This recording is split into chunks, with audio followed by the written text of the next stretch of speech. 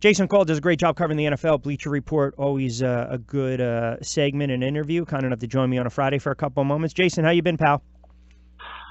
Well, great.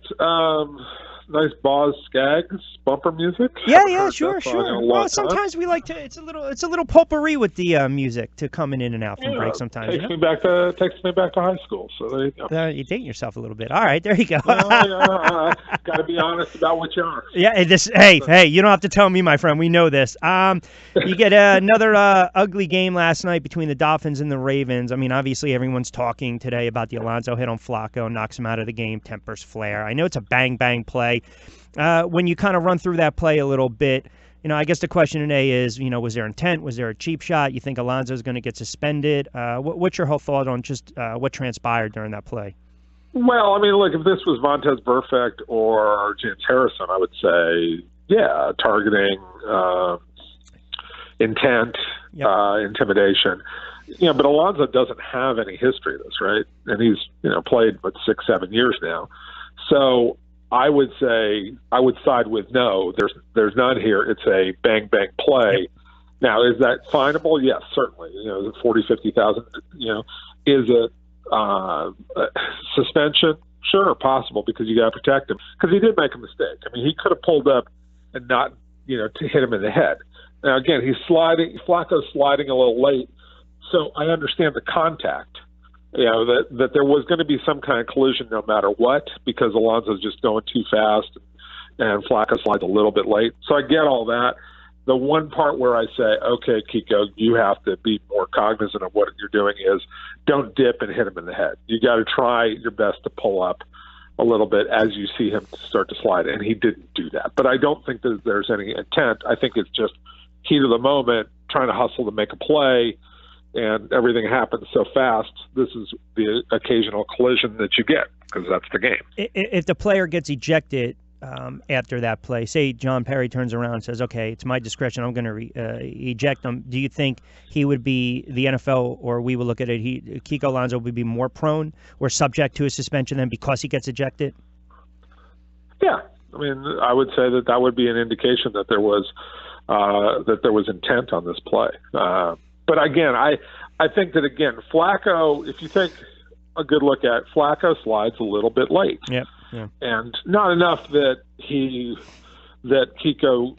is given a free pass, but enough that you say, I don't see intent in this play. I don't see it where Flacco clearly slid, was, trying to give himself up on the play and protect himself. And then all of a sudden Kiko Alonso came in, 2 beats later and decked him. And that was enough to, that it was clear that he was head hunting and trying to hurt him. I just don't see that. Speaking of quarterbacks, we're starting to see some major growth with some of these young quarterbacks this year. Let's take it in our backyard with the Eagles for a moment. Carson Wentz playing very good football, complete team right now. Yeah, you lose Hicks, you lose Peters. They have to overcome and adapt with that. Doug doing a good job. They're starting to run the ball more, playing good defense as well, very opportunistic defense. I'm just curious. I want to get your thoughts on just the maturation process from year 1 to 2 with Carson Wentz. But from those that you talk to, NFL insiders and maybe GMs and whatnot, what's their overall sentiment on Carson Wentz and the way he's played this year? Look, he's fulfilling every high expectation you could possibly have and erasing any doubts. Some people who said, oh, okay, well, maybe I see a little bit of Blake Bortles in him, and it may take him a while to progress from playing, lower division college football. No, this is a guy who's basically, he's all man, right? Like, yeah, he is. Yeah, right. I mean, that's like, he steps in, and I think John Gruden put it best. He took a big hit on one play, came back and hit a deep pass. Yep. And I was like, yeah, take your shot, take your best shot at me, because if you don't hit me hard enough, I'm coming back and I'm hitting you on a big play. And those are man up moments. I mean, I know that lots of people like to concentrate on the tactical side of football or do the analysis side of it, but there's a certain point where this is a mano a mano game, right? This is your best shot against my best shot. I mean, it is an elaborate street fight, right? Absolutely. And there are moments where in the middle of that street fight, you got to be able to take a stand. Well, Carson Wentz does that again and again and again. And if you're like that, the dudes who play with you will love it. They will rally around you. Well, it's a great point you bring up, because I do a weekly spot with Nigel Bradham, who's played exceptionally well this year in the linebacker spot. And I asked him the same thing on Monday. He described Wentz as Houdini, but I said, listen, that kind of resonates on the field and in the locker room. Guys, they know we can go to battle. We can go. He goes, listen, it fires up the defense when we watch the quarterback get cracked and then come back and throw a 65-yard strike to Hollins. Or in any play like that, the way he just moves around the escapability. So, they're buying into it, and it's funny because the sentiment going into the season, I don't think people were still sold on Doug Peterson, but right now it just seems as though it's a good match. You got the journeyman quarterback, the smart quarterback in Doug. He understands. He's learned from guys like Favre and Marino, and he's a smart guy. Yeah, he might come from that Andy Reid school of coaching a little bit here and there, and sometimes he'll make a puzzling decision. But who knows the quarterback position right now better than Doug? It's Doug. No one does. And you got Frank as well. So I think it's a good marriage for these two right now. Well, and the other thing that you look at Doug's staff is he has a lot of former players on his staff. So that's a lot of guys who can look at the players and say, dude, I've been on the field. Okay. I know exactly what you're going through. So, help me understand what you think is best. And so there's constant conversation. And I think that Doug, another really important thing about Doug, and I covered Doug when he was in Miami. I was there, when he was on the field and Shula broke the record for most victories, in that game at the Vet. So, I think that Doug is really special in that he's the kind of guy who knows what he doesn't know. Yes, I know. Sense. I know exactly what you're saying. Yes. Right, and is willing to say, okay, no ego, it's going to work. Yep. Right, like okay, maybe I don't understand what we're doing here, but let me figure it out, and let me talk to my guys because I got a lot of guys who played, and they'll help me figure this one out as well. And he's not sitting here pretending that he has all the answers in advance, and I think that that's important. And because especially for a young coach, as long as at the end of the day you make the right decisions and put the right people on the field, and you do everything to do as much as you can to help your team win, then the players will pay attention. It's the guys. It's when coaches don't help you win. That's when players lose faith in them really quickly. Well, you bring up an interesting little segue there. So look at the situation in Cleveland, and God knows what they're thinking in that front office with Kizer. He starts, he sits, he starts, he's benched, he starts, he sits. Now he's going to start again against the Vikings in London. That game's got blown out, written all over it. And you look at Hugh Jackson, I'm just wondering, is this he's kind of letting the kid twist in the wind, or is he trying to develop the quarterback but do it, not do it at the expense of all these turnovers? Well, you're going to have to look with Deshaun Kizer. You're going to have to put up with the turnovers, right? Because that's just who he is. It's what he was in college, right? And he's going to have to learn. Okay, there are certain throws I just cannot make. Now you can do your best to try and accelerate that learning, which is what I think that Hugh's trying to do. But there's very little question that he's a guy, and there are a lot of quarterbacks who've learned from this. Okay, he's not alone. Certainly, Peyton Manning threw a lot of interceptions his rookie year. So it can happen, and you can survive it and go on and be a good player. But I would, and I would also say this: I would much rather have a guy who's not afraid to throw some interceptions and learn as long as he's capable. But he better do everything right along the way, like the whole staying out until 1 o'clock in the morning on Friday night. Well, it's not terrible, but it's a bad look when you're not playing well. Yep. I agree. Right, you got to play well. I mean, if you're playing well, you can.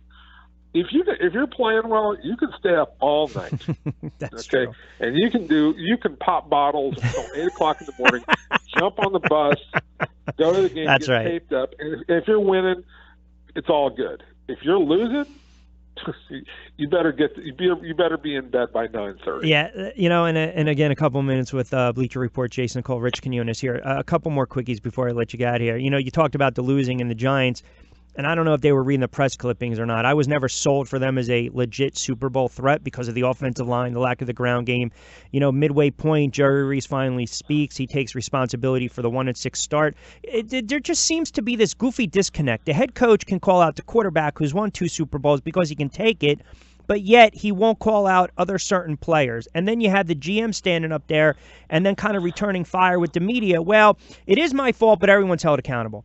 You know, and you can go back and say, well, why didn't they get this guy? Why did they sign this guy? Why are they still sticking with Flowers? They're a huge disappointment, but where does all the blame? Whose feet does it really lie? Is it a organizational failure from top to bottom, or is it solely on Reese? Look, I think this is mostly a coaching issue, to be quite honest with you.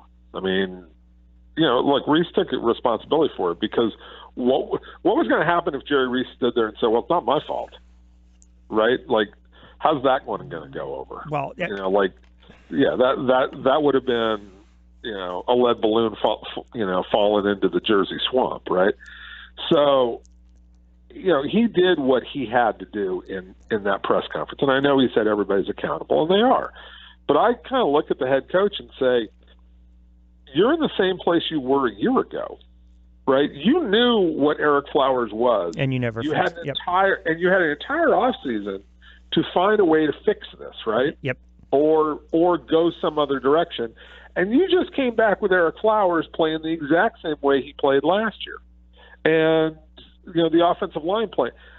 Okay, well, where's the coaching in that one? Here's the problem with this, right? They had the nice marriage last year, 11-5, soft schedule, defense. It took them a couple weeks. Reese decided, let me mask some of these mistakes and let me spend money, and it hit, and we saw that. And you're going back a couple years ago, even when Eli had 35 and 30 touchdown pass back-to-back campaigns. So the offense certainly regresses. My fear is when I look at this, now all of a sudden, first of all, you know this, the Giants never fire coaches in season. That's just not their way. So right. You almost start to think, do they get the free pass because of the injuries? You'll keep McAdoo one more year because if you get rid of a general manager, then most likely he's going to want to bring in another head coach who's probably going to want to implement another offense. And it's unfortunate because they're hanging the quarterback out to dry his last several years. And I agree with you. I'm not a huge McAdoo fan at all. But unless they go 2-14 and these guys really quit, I don't see him being fired at the end of the year. I just don't. Well, yeah, I mean, look, it took a lot for them to fire Ray Handley after a couple of years. That was they did it. Yeah. Right. Don't remind me. There is precedent for them to do this. It is incredibly rare for them to do this, and so we'll see how they handle it with McAdoo. But yeah, you can give them a free pass, or certain say, you know, you lose Marshall, you lose Beckham. The one thing I wouldn't give them a free pass on is explain to me why the offensive line was not better. I don't know. You Jason, why does he? You have to explain that to me. Why does he say during the press conference they want to go if they're going for the Super Bowl and they have Super Bowl aspirations? You have Wentworth out there and he's only 35, 36, but then in the same breath say you want to go young. Well, it doesn't matter if you're going to go all in. Then you can sign a guy that's 35, 36. Yeah, I understand. Yeah, it's just and right. I mean, they didn't do it. I agree. I agree with you. They could have gone out and gotten Wentworth, and he probably would have played for him, but they went. They believed in Flowers, and some of that's on Jerry. A lot of it, to me, even more of it, is on McAdoo, because McAdoo knew what the player was from last year, and he knew what he was in the off season. And McAdoo either didn't go to Jerry and say, we got to fix this, or didn't fix the player.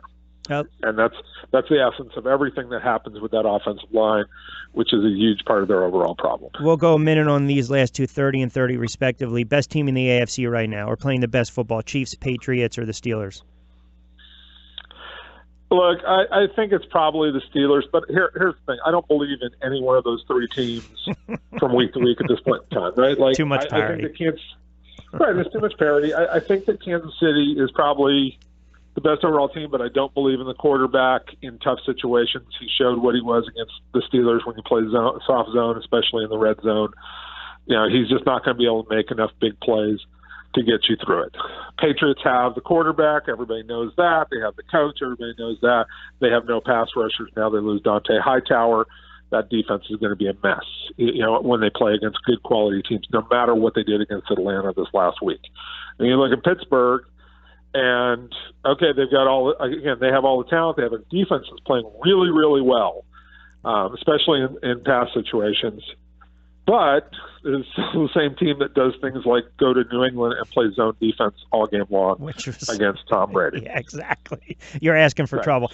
Speaking of the Falcons, as we close it out here, the offense is struggling. I know Quinn's come out and defended Scarcesian. Listen, they averaged, 21 this year, 33 last year under Kyle Shanahan. What do you make of that? Is it all on the OC? Is it not getting the ball to the playmakers? Is it Ryan having a down year? It's Sarkisian. I mean, look, when you watch them play, when you go, you're at the 1 yard line and you go shotgun and then you go jet sweep on back-to-back plays. That's an offensive coordinator that is overthinking the situation.